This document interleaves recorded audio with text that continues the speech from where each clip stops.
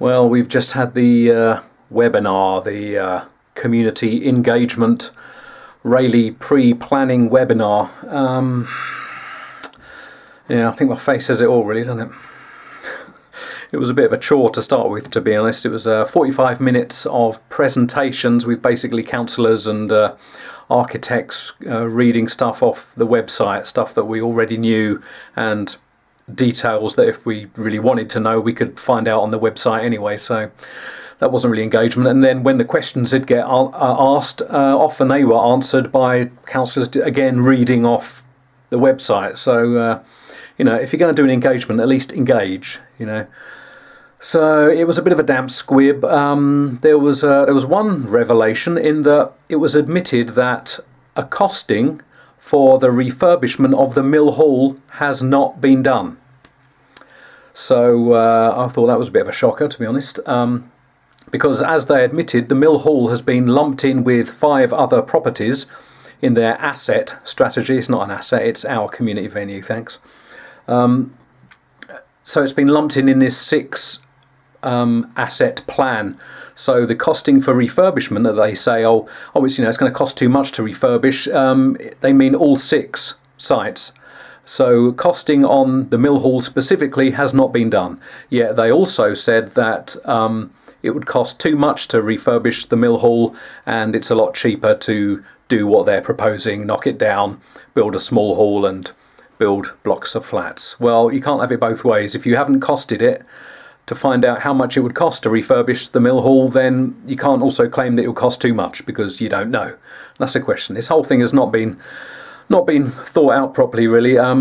Especially, apart from the mill hall, the flats behind the civic centre, lining the road, Webster's Way, before it comes up to the corner of Bull Lane, right at the top of Webster's Way. Yeah, the 4-storey flats they want to put there. I mean, that's just going to create a complete accident spot right on that corner of Webster's Way and Bull Lane, because cars coming down out are not going to be able to see cars pulling out of Bull Lane. They're not going to be able to see people, pedestrians crossing the road over there. So yeah, that's just going to be a complete accident spot. They haven't thought this through. They haven't even costed it, as they've admitted. So yeah, that was. There was also the repetition of these unsubstantiated claims that they keep saying, the mill hall was underused and under capacity. Well, okay, there's 2 points to that. 3 points actually. One, it wasn't underused, because they know as well as we know that the mill hall was booked. It was busier than ever before the pandemic, and it was booked and in constant use daily.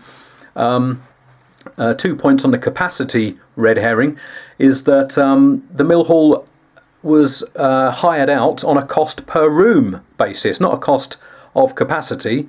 And they also said, because you had smaller groups using the bigger hall, as if there was something wrong with that, and as if that was a justification for knocking it down and building a smaller hall. Well, no, small groups would need a larger hall if they're doing karate, movement, exercise, dancing. If you're doing like jumping beans and you need to set out apparatus for the kids, you need space, you need that room. So yeah, it was just these unsubstantiated claims and justifications for demolition and replacement, which just don't make sense, and they're just red herring arguments basically. And there's a lot of red herrings swimming about in this this rather murky water of the webinar, to be honest. Yeah, on talking of red herrings, Rochford District Council said on their Facebook page and website that Essex Police are interested in booking out the new hall. Oh, well, that's nice, isn't it? So much for not a done deal. They're already taking bookings for the new hall. That's nice, isn't it?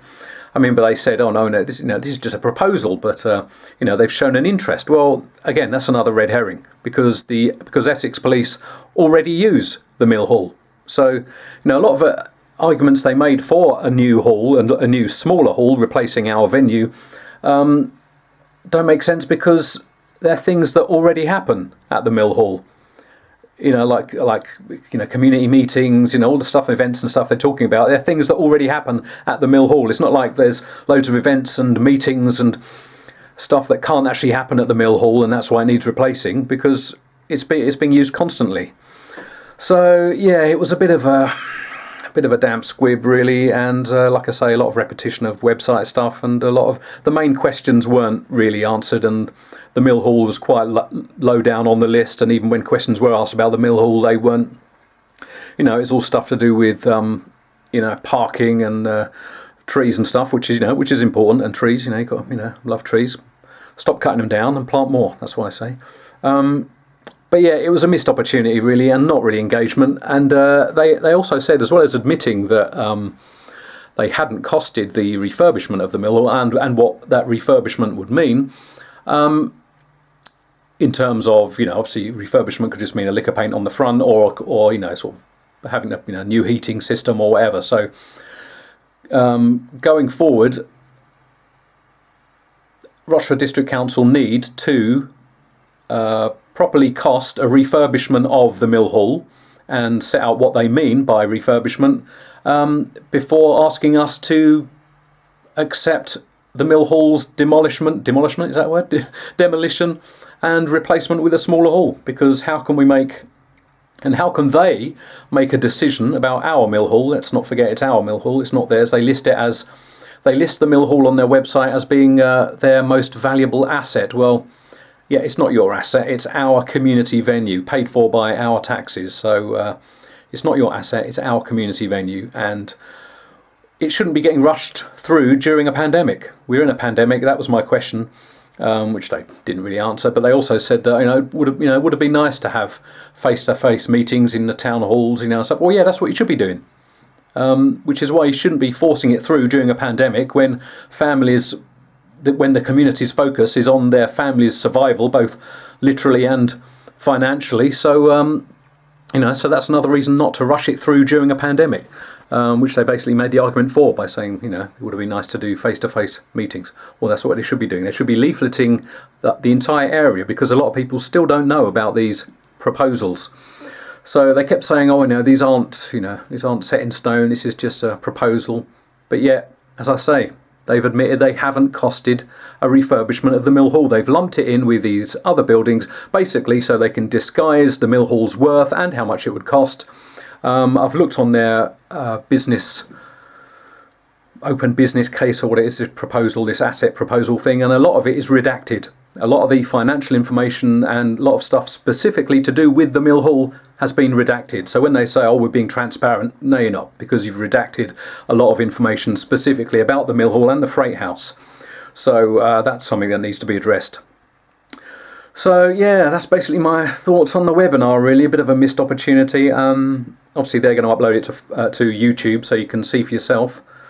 But yeah, so let's continue to voice our opposition to this. I would say to Rochford District Council, you need to properly cost a refurbishment of the mill hall and say what that actually means, and give it to the community as a choice. We need to have the choice. Like I say, it's our community venue. We need to decide. You can't lump it in with 5 other properties or assets, as you call it, and expect us to accept our community venue to be demolished and replaced by flats in a smaller venue if you haven't even costed an alternative. So that's what I would say to them. And there was something else I was going to say, I can't remember now. But yeah, basically those are my thoughts after the webinar. So yeah, thanks for watching. Please continue to sign and share the petition. We've got over 2,200 signatures now, and I just hope I demand actually that Rochford District Council listen to the community and listen to what the community want, and don't lump the mill hall in with other properties as a way of, forcing through a demolition and replacement, because the mill hall is worth a lot more to us as a community. It's vital to us. It's being used as a vaccination centre. What if there's another pandemic next year or the year after, and it's been turned into a small hall and loads of flats? Where's that vaccination centre going to be? It won't be there, will it?